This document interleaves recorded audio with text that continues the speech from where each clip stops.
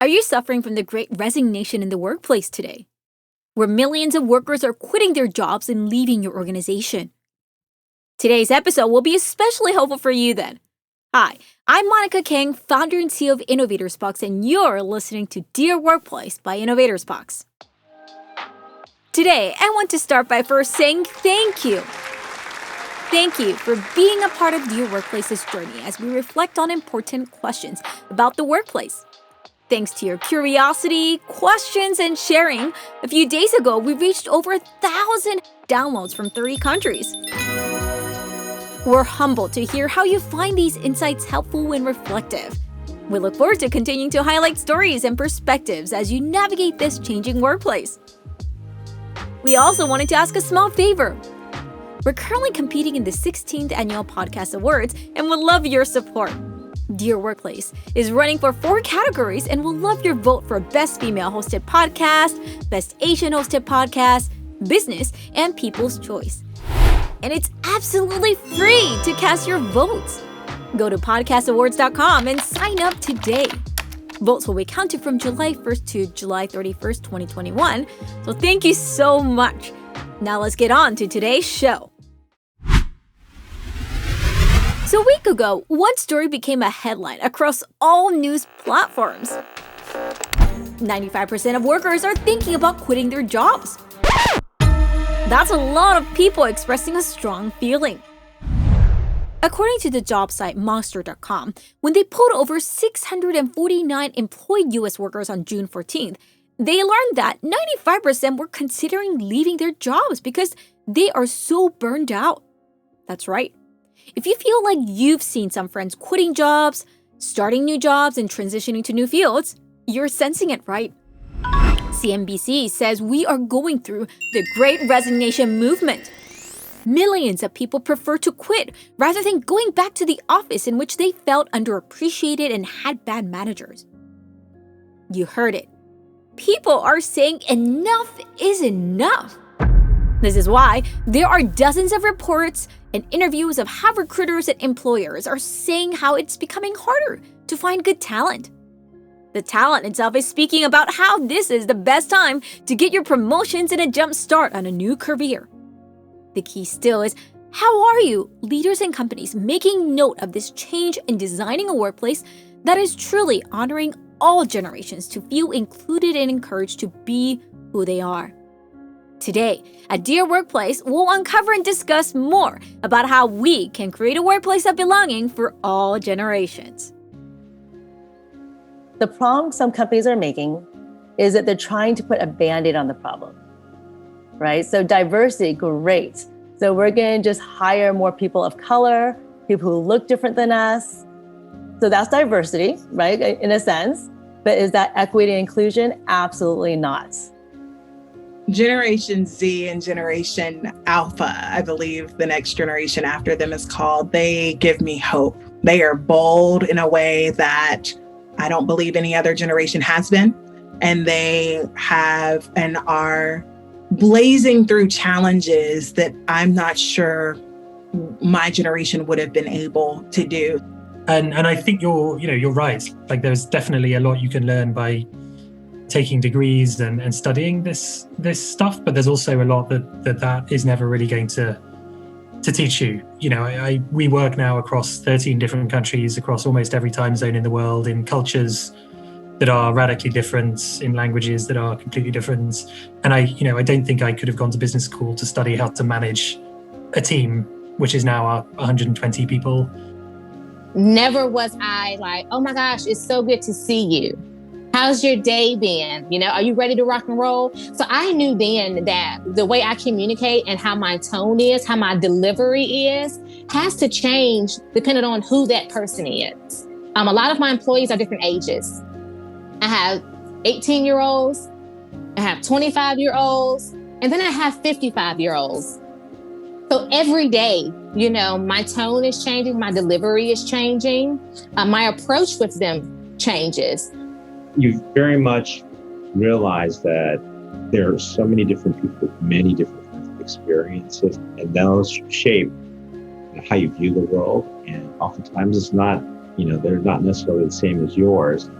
and being open and understanding that people do come from different places, and that actually contributes to the richness of the country we live in and obviously the world we live in. Hi, welcome to Dear Workplace by Innovators Box, where we study trends, changes, and challenges at work. I'm your host, Monica Kang, and today I'm eager to learn more about how we can foster a workplace for all generations as we face the Great Resignation. Let's take a step back.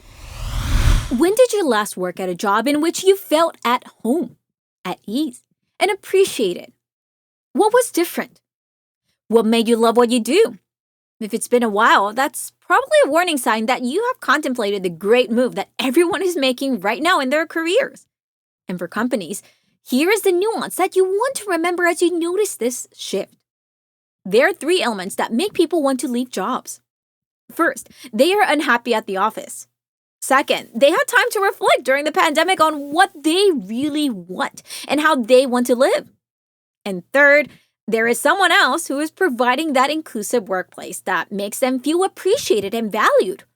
Which means if you take the time to nurture your culture and perhaps flip your culture for some of you, you could be that home for all.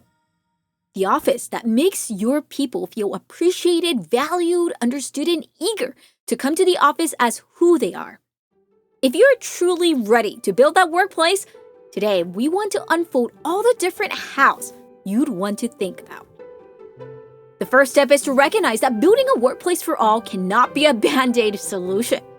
Meet Van Lai Dumont, founder and CEO of WorkSmart Advantage, who helps companies engage their teams to rethink inclusive workplace culture through creativity and play.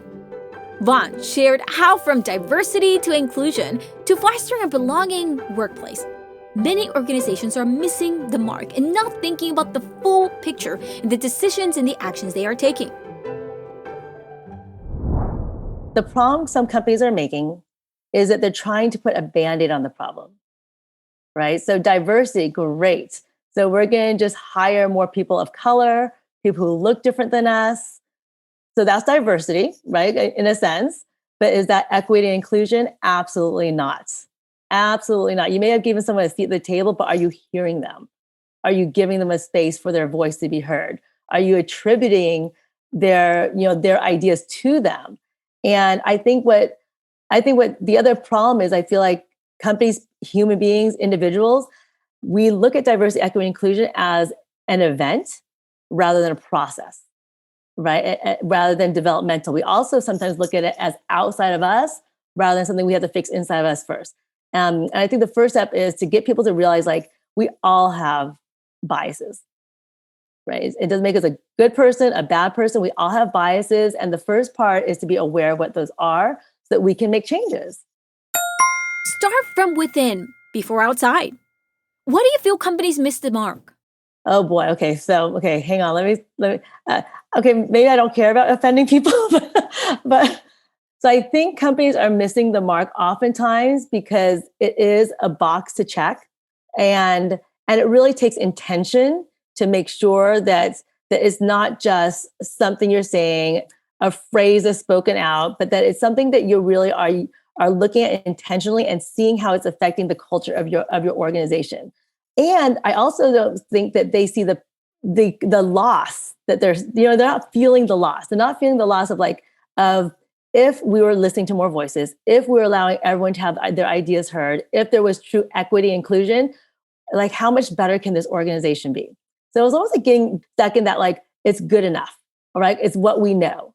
And then also I feel like there's comfort for people at the top right now, right? It's comfortable for some people who are in power. So why make the change? Comfortable, as we learned in our last episode, is a dangerous place indeed.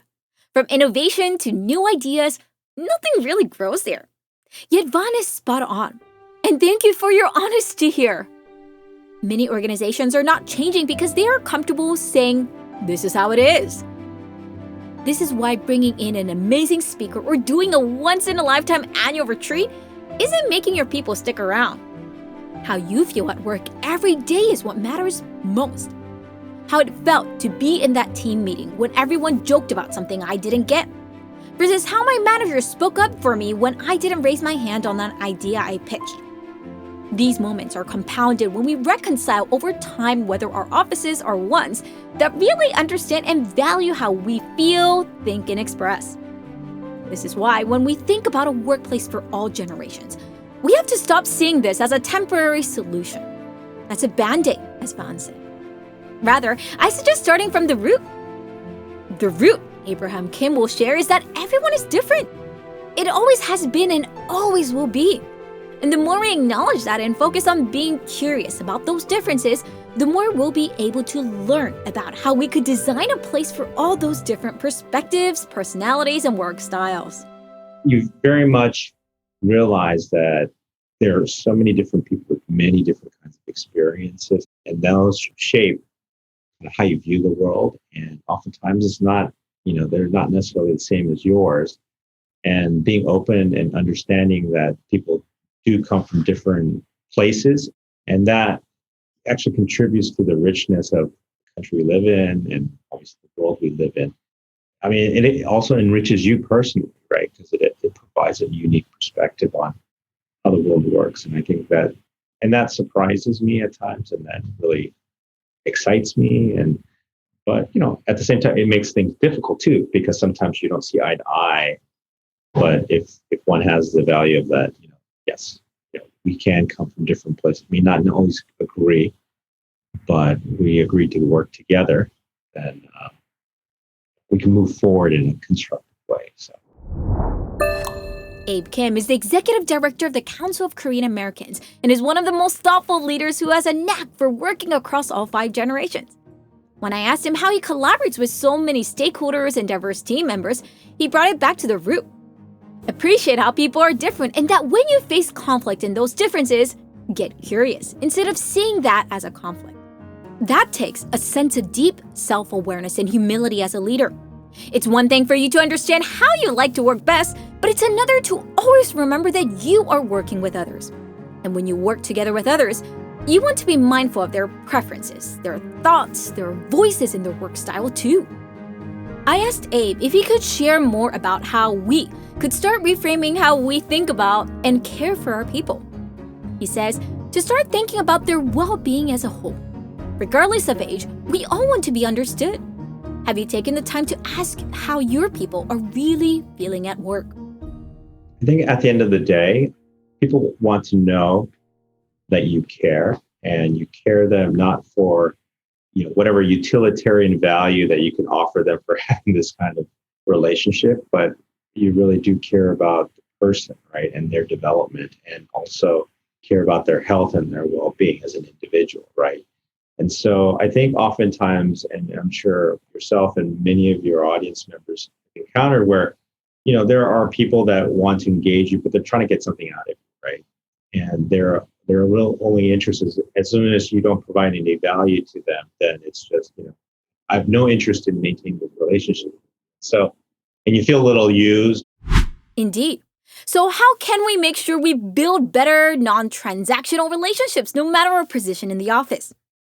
I really try to invest in them as an individual, right? And I ask for them to, connect with me in the same way, be authentic, right? And be vulnerable, right? And also be open to constructive criticism and suggestions as well as praise. If I did a good job, great. And if I think you did a great job, I'll praise and celebrate your successes. And so, you can't do this with everyone, obviously.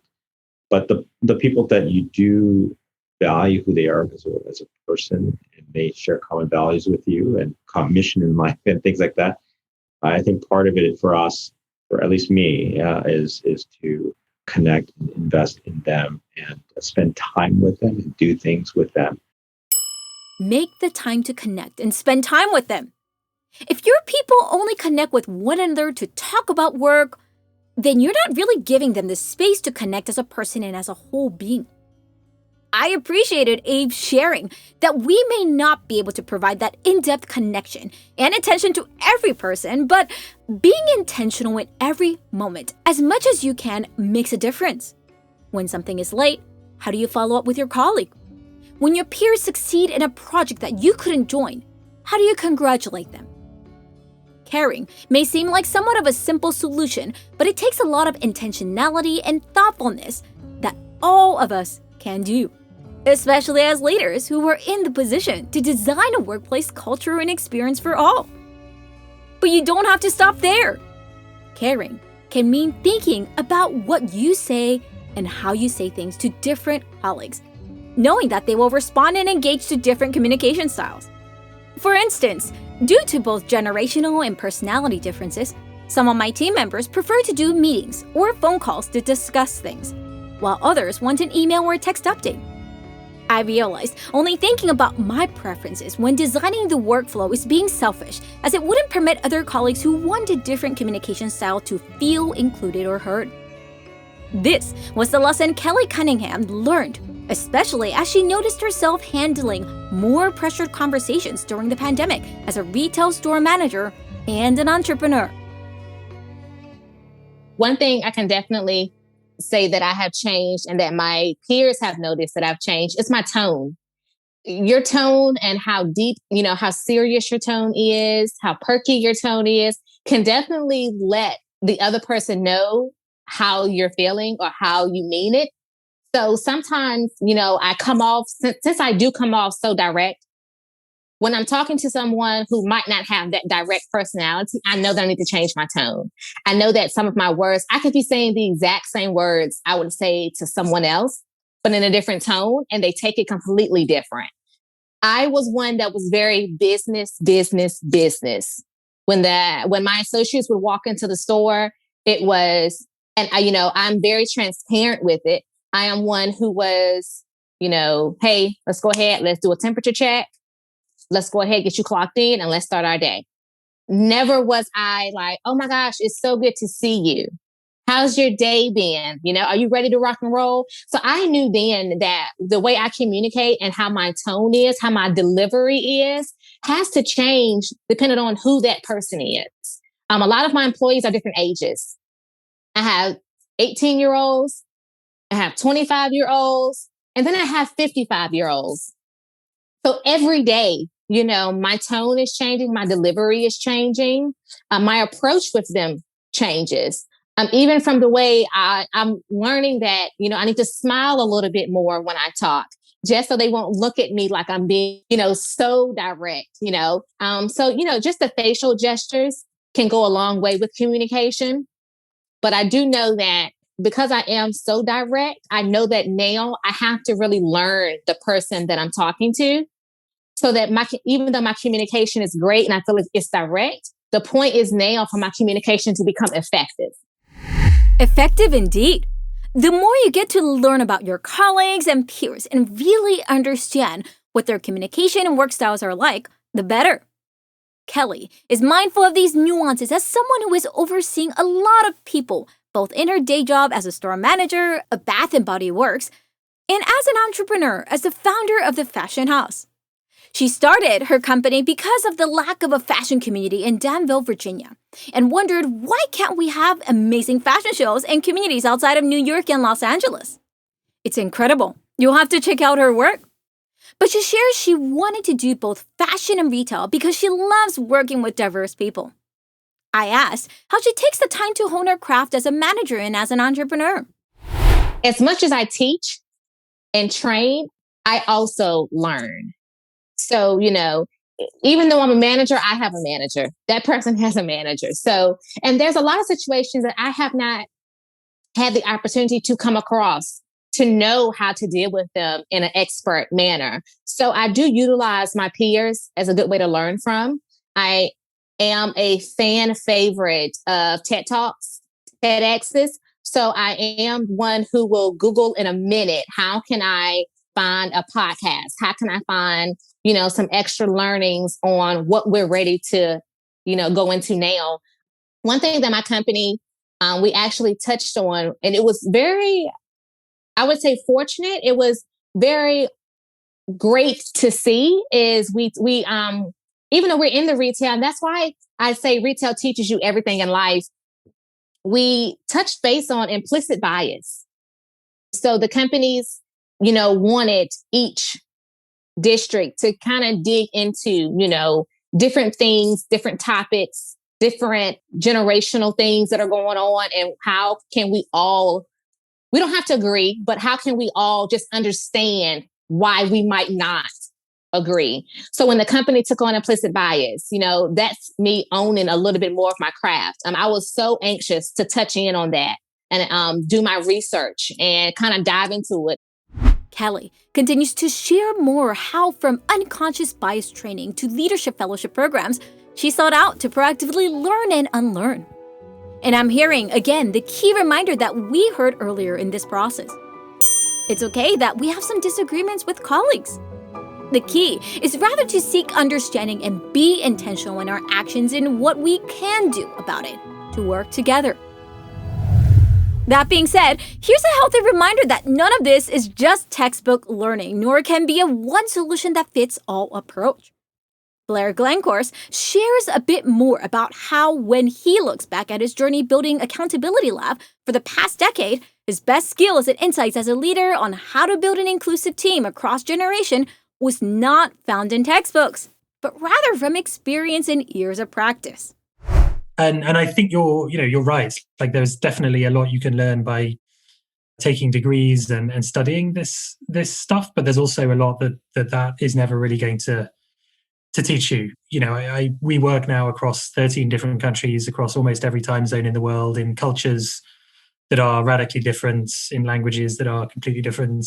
And I don't think I could have gone to business school to study how to manage a team, which is now 120 people in all of these places in that way. Like it would be impossible to recreate that almost.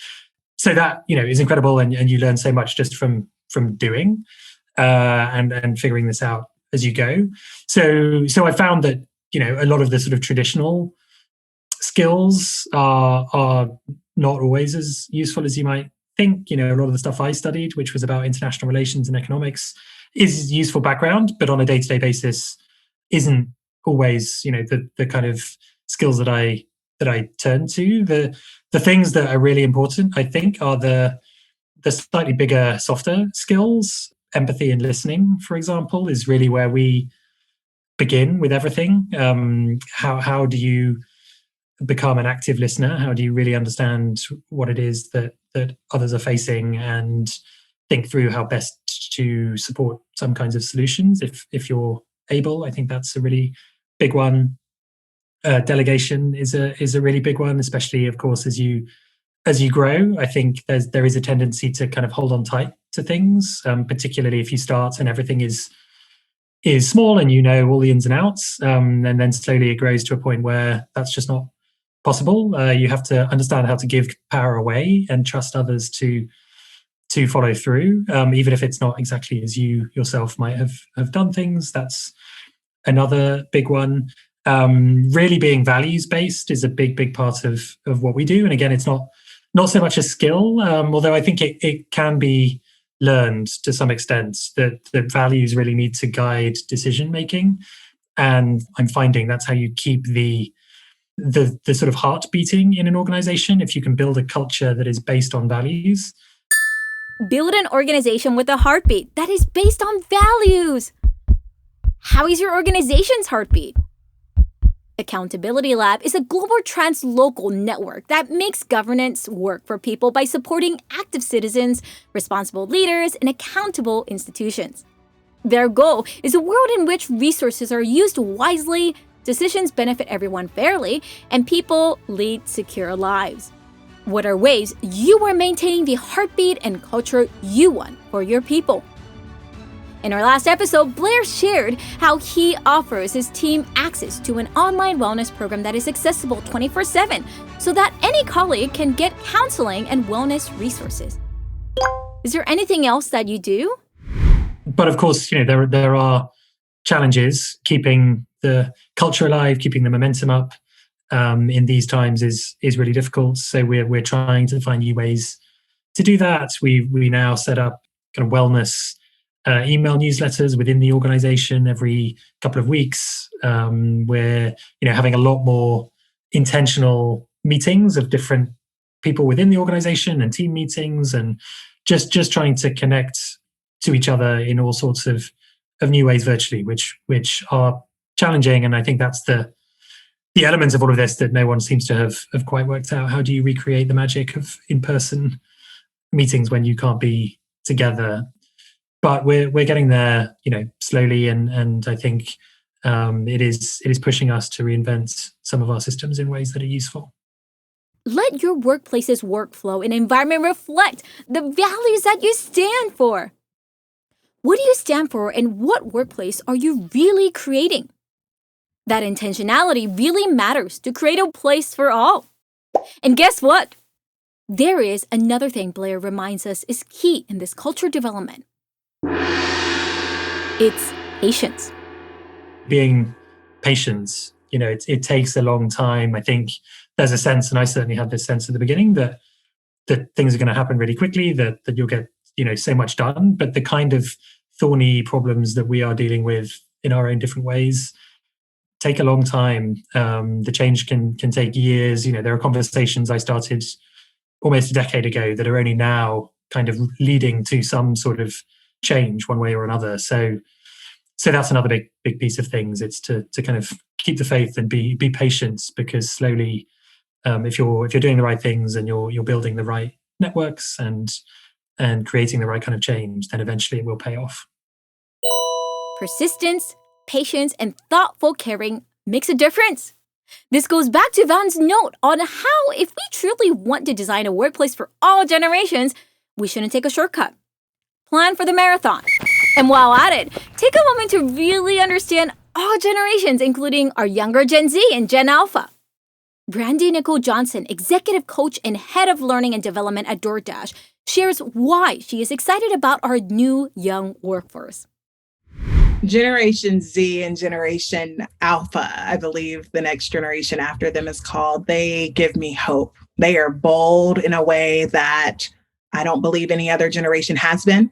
And they have and are blazing through challenges that I'm not sure my generation would have been able to do. So I'd like to think of millennials as the last generation to play outside.